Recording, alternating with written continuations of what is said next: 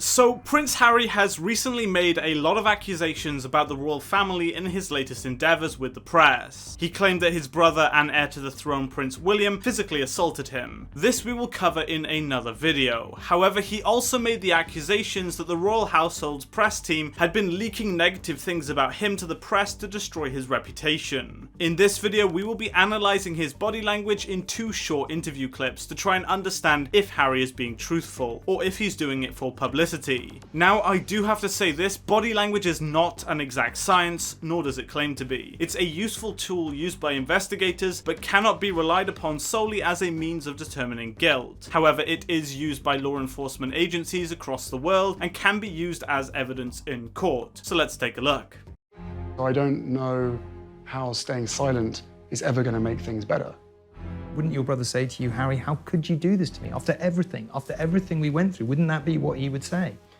He'd probably say all sorts of different things. Some people will say, you have railed against invasions of your privacy all your life. But the accusation will be, here are you invading the privacy of your most nearest and dearest without permission. That'll be the accusation. That would be the accusation from the people that don't understand or don't want to believe that my family have been briefing the press. So already we're seeing a bunch of pacifying behaviours here, which are the expressions our brain forces us to do to try and release the buildup of stress. Our brain makes us do this to try and calm us down. So he scratches his nose here, and his hands are together near his crotch. His fingers are interlocked. These are all classic pacifying behaviours. The physical touch he makes with himself when he rubs his nose and holds his hands acts to pacify him. Now, this may be seen as completely pointless, but the brain has to regulate stress somehow, and this is the way it does it. He's rubbing his fingers together, making that essential physical contact with himself that reassures him and calms him down. He also does the globus sensation. He swallows, which is another effect of the buildup of stress, causing the throat muscles to tense up in preparation to enter the fight, flight, freeze response. Again, this is another indicator that he's super uncomfortable here. Clearly, he really doesn't like being questioned about the accusations that are being made against him.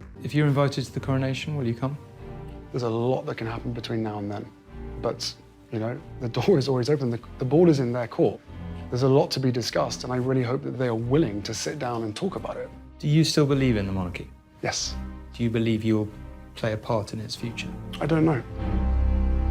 So again, his body language is all over the place here. He does a bunch of distancing behaviours and more pacifying. He also does rapid head movement. All these expressions indicate that the interviewer is asking questions that are making him incredibly stressed out. An interesting thing here is when he says that he hopes they are willing to sit down and discuss, he nods his head to emphasize that statement and also speaks more aggressively with his tone of voice. This is anger. Not just stress, but anger. That body language is confrontational and assertive. He's angry at William and Charles, which clearly shows he's got something against them. He's not just frustrated at the situation, he's directly angry at them.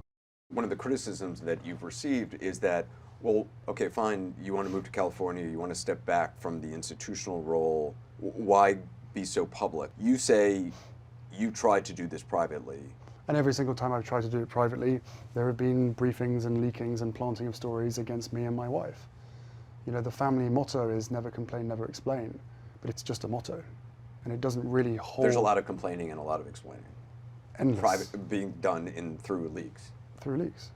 More pacifying. He has an elevated blink rate, and the moment he begins to speak, he pacifies by scratching his mouth. He licks his lips at the start, which could be seen as one of 2 things. Either his lips are dry and he's trying to wet them, or he's feeling a sense of anticipation. I can't really tell which of the 2 this is. Evolutionarily, we lick our lips to prepare to digest food, and this behavior has kind of carried on into any form of anticipation, even if it's not food. So he could just be really keen and eager to speak his side of the story and respond to the guy. They will feed or have a conversation with the correspondent, and that correspondent will literally be spoon-fed information and write the story, and then at the bottom of it they will say that they've reached out to Buckingham Palace for comment.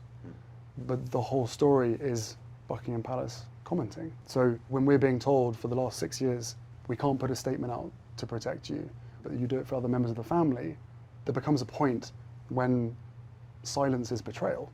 He licks his lips again here and then goes on to do a bunch of rapid head movement. This is all very natural body language for someone who's experiencing stress and frustration. Overall, I believe him. Nothing about his body language here indicates deception. It's genuine and emotional, which is incredibly hard to fake consistently. However, we did learn something interesting. He is really angry at William and Charles. He isn't just frustrated and playing the victim, he's pissed off, to put it bluntly, which makes me believe him all the more. Now, as a Brit and a strong monarchist myself, my view is that Harry has been born into immense privilege and wealth. His latest Netflix deal made him $100 million, and he's only got that extreme wealth because of his birth. Now, if you're born into privilege, you either have to give it back through a lifetime of service to the monarchy, putting your own personal needs and wants aside for the betterment of the nation, like the Queen did, or you give it up completely and start a new life away from the public eye, leaving the privilege and wealth also. He does neither. He uses his inherited fame for personal gain, and not only does he do this, but he then deliberately attacks the institution that gave him that privilege for his own personal wealth. If he had given that $100 million to charity, then fair enough, but it's in his own personal pocket. Yes, the royal family has its faults. Yes, they might be unfair and unjust to Harry, but regardless of that, the priority is maintaining the integrity of the head of state for the sake of the nation. It's why so many people hate Harry and Meghan. They put themselves first. So thank you so much for watching this video, guys. If you did enjoy it, please be sure to hit the like button and subscribe for more content, and I'll see you in the next video. Goodbye.